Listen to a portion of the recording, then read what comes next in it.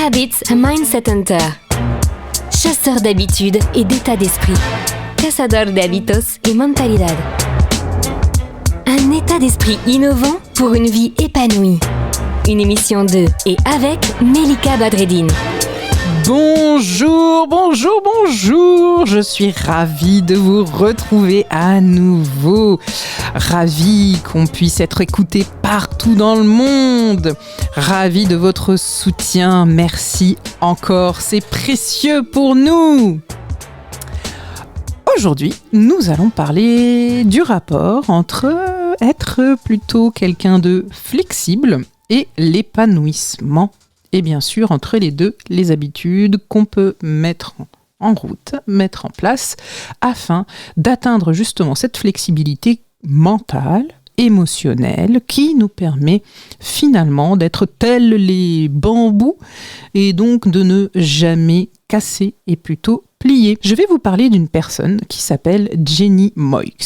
Jenny Moix, c'est une autrice et d'abord une professeure titulaire en psychologie à l'Université autonome de Barcelone, l'UAB.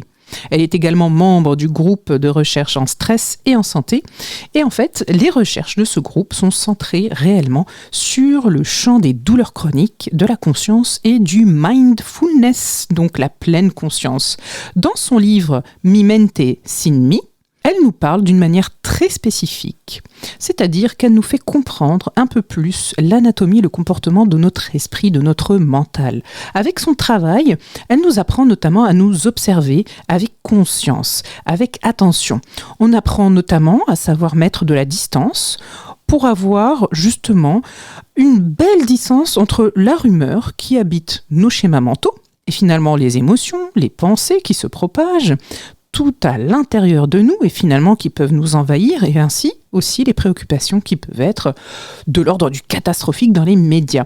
Et donc mettre cette distance, prendre de la hauteur et finalement prêter attention à ce que nous apprenons justement et à être flexible parce que oui, ça s'apprend et ça nous permet justement d'illuminer ces éléments qui se trouvent à une profondeur finalement plus importante de nous. Parce que oui, nous sommes profonds. Oui, même toi au fond, assis sur ton canapé en train de nous écouter, et toi aussi qui prends les transports et qui te demande si en fait le retard de ton train va vraiment s'arrêter ou pas. Finalement, c'est le seul moyen de parvenir à suivre le fil, à être finalement responsable aussi de notre propre souffrance et de ce que moi j'aime bien appeler donc l'expérience et aussi ce qui est de l'ordre de l'initiation.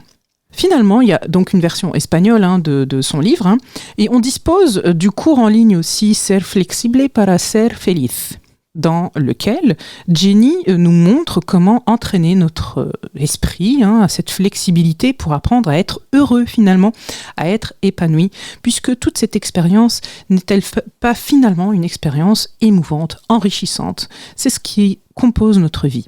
Cette flexibilité psychologique, pour être heureux, nous permet aussi finalement de traiter avec cette dynamique mentale de la préoccupation, de l'anxiété, de l'angoisse, de l'insécurité et tous ces schémas hérités finalement qui nous mettent vraiment dans des habitudes, des approches et des styles de vie qui ne sont pas si sympathiques que ça. Grâce à son approche, on peut prendre les choses autrement, relativiser. Et cette flexibilité émotionnelle finalement nous permet aussi de sortir de ce qu'on appelle couramment la gestion des émotions, puisqu'on ne laisse pas vraiment l'émotion nous traverser, mais on met le couvercle dessus. Et c'est ce qu'on comprend aussi là-dessus. Il y a donc toute une démarche vers l'ouverture, le moment présent, mais aussi avec la connexion à ce qui a finalement vraiment de l'importance. Le bon plan de Melika.